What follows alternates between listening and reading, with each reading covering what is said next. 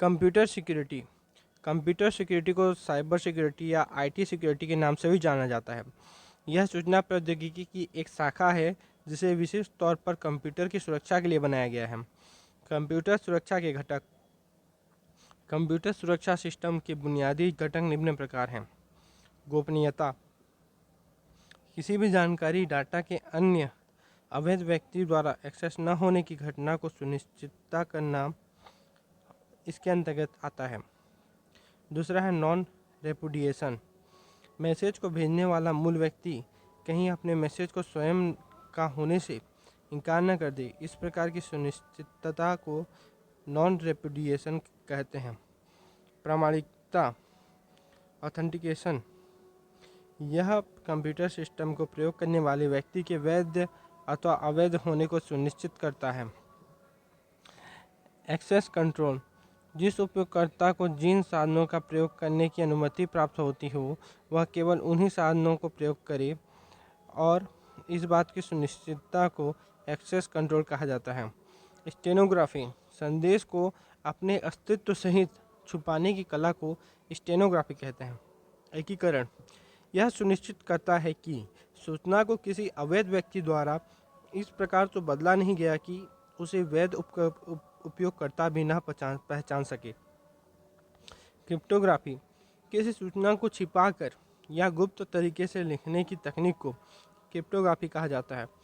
Cryptography में सामान्यतया प्रयुक्त होने वाले तत्व निम्नलिखित हैं। Plain text. इनपुट के रूप में दिया जाने वाला ओरिजिनल संदेश होता है। साइफर। बिट बाय बिट या कैरेक्टर बाय कैरेक्टर परिवर्तन करने की प्रक्रिया है जिसमें संदेश का अर्थ नहीं बदलता। Cipher text. कोडेड संदेश या इनक्रिप्टेड डाटा होता है जिसे उपयोगकर्ता सीधे सीधे नहीं पढ़ सकता। इंक्रिप्शन। प्लेन टेक्स्ट को साइफर टेक्स्ट में परिवर्तित करने की प्रक्रिया है। डिस्क्रिप्शन। साइफर टेक्स्ट को प्लेन टेक्स्ट में परिवर्तित करता है। कंप्यूटर सुरक्षा के लिए खतरे। कंप्यूटर सुरक्षा के लिए खतरे निम्न हैं। मालवेयर। मालवेयर का अर्थ होता है द्वेषपूर्ण सॉफ्टवेयर। ये वे सॉफ्टवेयर होते हैं जो कंप्यूटर को हानि पहुंचाते हैं। ये निम्न प्रकार के होते हैं। पहला है वायरस। वायरस का पूर्ण नाम वाइटल इंफॉर्मेशन रिसोर्सेज अंडरसेज है। वायरस वे प्रोग्राम हैं जो कंप्यूटर पर नकारात्मक प्रभाव डालते हैं। ये पीसी पर्सनल कंप्यूटर पर कंट्रोल प्राप्त करने, उनमें असामान्य व विनाशकारी कार्यों को करवाते हैं।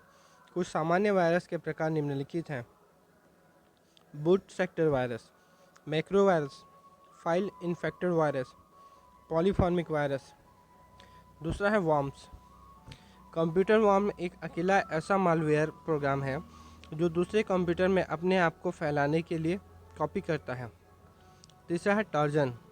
टार्जन या टार्जन हॉर्स एक प्रकार का नॉन सेल्फ रेप्लिकेटेड मालवेयर है जो किसी भी इच्छित कार्य को पूरा करते हुए प्रतीत होता है, पर यह उपयोगकर्ता के कंप्यूटर सिस्टम पर अनाधिकृत प्रयोग की सुविधा प्रदान करता है। स्पाईवेयर।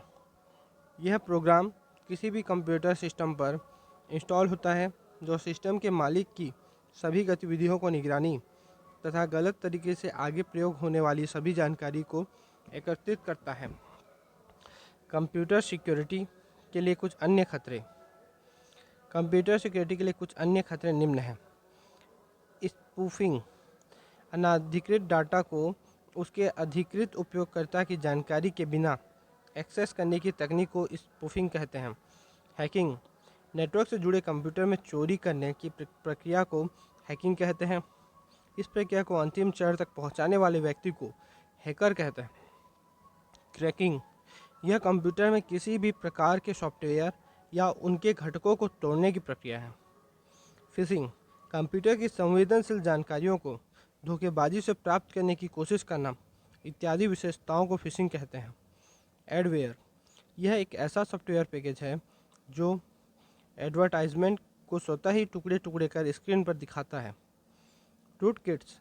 यह एक प्रकार का मालवेयर है जिसके द्वारा किसी कंप्यूटर सिस्टम में एडमिनिस्ट्रेटिव स्तर की नियंत्रणता प्राप्त की जाती है वह इसकी जानकारी किसी को भी नहीं होती है। कंप्यूटर सिक्योरिटी खतरों के समाधान। कंप्यूटर सिस्टम को अवैध उपयोगकर्ता से बचाने के लिए कुछ रक्षा बचाव बनाए गए हैं जो निम्न प्रकार हैं। पहला, एंटीवायरस सॉफ्टवेयर। ये उस प्रकार के सॉफ्टवेयर्स होते हैं जिनका प्रयोग कंप्यूटर को वायरस, स्पाईवेयर, वॉर्म्स, ट्रोजन इत्यादि से बचाने में होता है। उदाहरण एसैट, एवीजी, नोट्रॉन, मैकेफे इत्यादि। दूसरा है डिजिटल सिग्नेचर।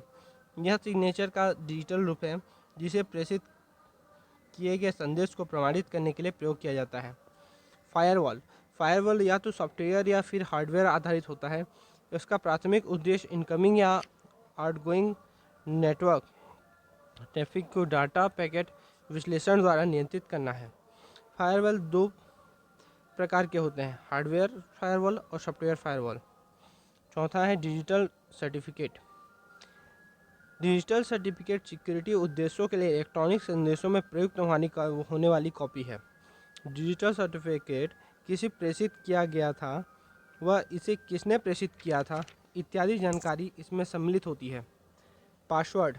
पांचवा पासवर्ड है। यह एक प्रकार का गोपनीय शब्द या कैरेक्टर की एक स्ट्रिंग है जिसे उपयोगकर्ता को प्रमाणित करने के लिए प्रयोग किया जाता है। सूचना प्रौद्योगिकी। यह एक ऐसा क्षेत्र है जिसके अंतर्गत कंप्यूटर का या अन्य भौतिक डिवाइस का उपयोग इलेक्ट्रॉनिक डाटा को क्रिएट करने, प्रोसेस करने और विनिमय करने के लिए किया जाता है। यह आंकड़ों की प्राप्ति, सूचना सुरक्षा, परिवर्तन, आदान प्रदान आदि कार्यों तथा इन कार्यों के क्रियान्वयन के लिए आवश्यक कंप्यूटर हार्डवेयर एवं सॉफ्टवेयर अनुप्रयोगों में से संबंधित होती है। सूचना प्रौद्योगिकी कंप्यूटर पर आधारित सूचना प्रणाली का आधार है। सूचना प्रौद्योगिकी वर्तमान में वाणिज्य और व्यापार का अभिन्न अंग बन गई है। संचार क्रांति के फलस्वरूप जब इलेक्ट्रॉनिक संचार को भी सूचना प्रौद्योगिकी का एक प्रमुख घटक माना जाता है। सूचना प्रौद्योगिकी ने विश्व की सभी अर्थव्यवस्थाओं को जोड़कर एक वैश्विक सामाजिक अर्थव्यवस्था को जन्म दिया है। उच्च शिक्षा में डिजिटल पहल है। डिजिटल तकनीक और इंटरनेट क्रांति के उच्च स्तर शिक्षा में काफ़ी बदलाव आ रहे हैं। वर्तमान परिदृश्य में यह वैश्विक अवधारणा बन गई है। इससे शिक्षण और अधिगम दोनों क्षेत्र में प्रभावित हो रहे हैं। यह पारस्परिक शिक्षण प्रक्रिया के क्षेत्र में क्रांतिकारी प्रयास सिद्ध हो रही है। इसकी उपलब्धता, मांग व सुलभता शिक्षा के क्षेत्र में क्या, कैसे, क्यों जैसी समस्याओं के समाधान में महत्वपूर्ण सिद्ध हो रही है।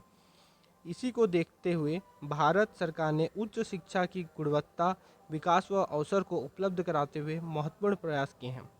शिक्षण एवं अधिगम को बढ़ावा देने हेतु की जा रही महत्वपूर्ण पहल। विश्वविद्यालयों ने समाज में योगदान देने वाली शिक्षा व ज्ञान को नवाचार के साथ बढ़ावा दिया है। इसी के परिणाम स्वरूप गुणवत्तापूर्ण शिक्षण को भी बढ़ावा दिया जा रहा है। इसमें विद्यार्थियों की बड़ी संख्या में लाभान्वित हो रहे हैं। उदाहरण स्वरूप वर्तमान में वर्ष 1990 की तुलना में दुगने विद्यार्थी विश्वविद्यालयों में नामांकित हुए हैं।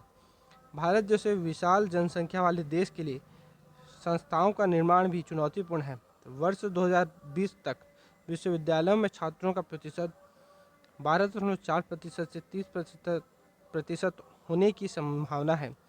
इस सब के लिए डिजिटल शिक्षा ही महत्वपूर्ण है। इसे और बेहतर बनाने की दिशा में कुछ महत्वपूर्ण प्रयास किए गए हैं जो निम्न प्रकार हैं। आगे हम पढ़ेंगे स्वयं के बारे में, स्वयं प्रभा के बारे में, नेशनल डिजिटल लाइब्रेरी के बारे में, राष्ट्रीय शैक्षणिक डिपॉजिटरी के बारे में तथा अन्य कुछ और पहलुओं के बारे में।